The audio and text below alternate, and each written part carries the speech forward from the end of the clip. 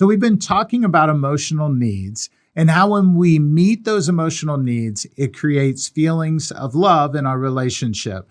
And when we want to stay in love and build a lifelong marriage, it's crucial that we know how to do this. But where do those needs come from in the first place? Yeah, well, they can come from a lot of different places, like our personality. If you're an introvert, you probably need more alone time, or our past hurts, or our life experiences, and our gender. Yeah, that's another good one. We tend to think of the gender stereotypes. Well, let's be honest, it's men want sex and women want to talk about everything, right? But the reality is we all have all of these needs, and they really aren't gender specific. In our relationship, I'm the one who wants to talk about everything.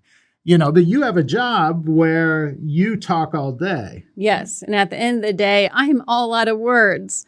And so that's not really a need of mine, but it is a need of his. And so it's important for me to know that about him. And the other thing that's tricky is our needs will change over time.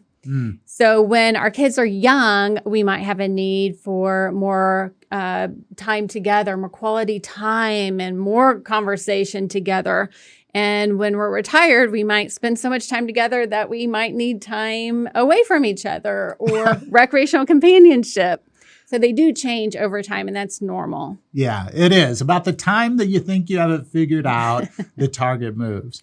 And the other thing that I think is so tricky is just the simple fact that typically our needs are different from each other. Yes. Wouldn't it be so nice if our needs were the same? And life would just be so much easier if we had the same needs. Yeah, we may not get a lot done, but... Well, why? Because we would be in bed all day, or because we'd be in chores all day? Well, I'll give you 3 guesses of where my mind went with that one. I guess I know that answer. Yeah. Yeah, so they are different, and knowing the difference is important, because if I'm trying to meet his need, but I do something that is nice, but it's meeting my need, then it's not going to hit the mark. Yeah, that is so true. If you were to clean out my car, I would notice it, but it wouldn't hit the mark. If I have a need for recreational companionship and I plan a date, and for that date, I take you out and to a pro football game, and we tailgate before. I've done a tremendous job of meeting my most important emotional needs, but it has not even touched your most important emotional needs. That's right. Yeah, I would like for you to clean out my car if that's an option. I believe it. And that's the other thing, is we don't have to understand each other's needs. Like, you, for the life of you, will never understand why you doing the dishes is sexy. Yeah, I won't. I don't understand it. I won't understand it. I've come to accept it because it's true.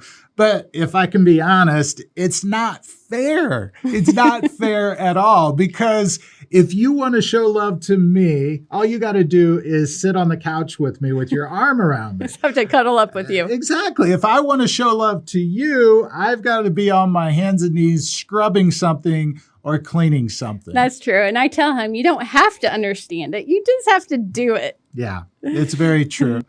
But I'll tell you, when we learn to meet each other's needs, things really start to change in the dynamic of the relationship. And so irregardless of the fact that they're different or we don't understand them, when we meet them, it communicates love to our spouse in a really profound way.